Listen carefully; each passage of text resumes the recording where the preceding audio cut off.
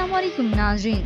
Drama serial कैसी तेरी खुदगर्जी की नेक्स्ट एपिसोड में आप देखेंगे शमशेर जो आखिरकार महक तक पहुंच ही गया। महक कहां तक भागेगी? दरवाजा खोलने महक आई तो उसका हाथ पकड़कर अंदर ही ले जाता है। शमशेर को एकदम से अचानक अपने सामने देखा तो सभी हैरान रह जाते हैं।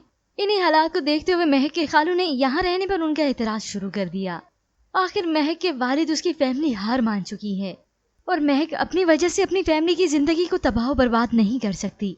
तभी वो शमशेर से शादी करने के लिए राजी हो जाती है, जबकि उधर शमशेर की वादा ने उसे समझाया कि ये उसकी वक्ती जिद है, मगर वो कुछ सुनने के लिए तैयार ही नहीं कि मैंने शादी करनी है तो महक से।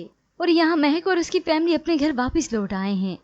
मगर इसी दौरान महक को ये तो मालूम हो गया कि एहसन सिर्फ बातें कर सकता है और कुछ नहीं कर सकता। और वहाँ शमशेर के वालिद है पहले तो अपने बेटे को इजी ले रहे थे कि ये सब कुछ वक्ती है, मगर जब उन्हें मालूम हुआ कि उनके बेटे का इरादा बिल्कुल पुख्ता है, वो तो बस महक से शादी करने ही वाला है। हालांकि इसी दौरान उन्होंने अपने बेटे को धमकी भी दी कि वो जायदाद से आग कर देंगे, मगर शमशेर को तो ये नुकसान भी नफा लगता है। और अब यूं कहें नवाब साहब और नवाब का बेटा अब आमने सामने हैं। अब तक शमशेर ने अपनी मर्जी चलाई और अब नवाब साहब अपनी मर्जी करने वाले हैं। यूं देखते ही देखते शमशेर और महक की शादी का दिन भी आ गया और तभी नवाब साहब अपने बेटे शमशेर को इस शादी से रोकने के लिए चाल चलते हैं, मगर बज़ाहिर वो अपने बेटे के सामने इस शादी से राजी हैं और पूरी फैमिली यूं कहीं सादगी से बारात लेकर उनके घर भी जाती है। और वहाँ नवाब साहब जिनकी नजर अब महक पर ही है, वो महक को अपने बेटे के रास्ते से हटाने के लिए कत्ल का प्लान भी करते हैं।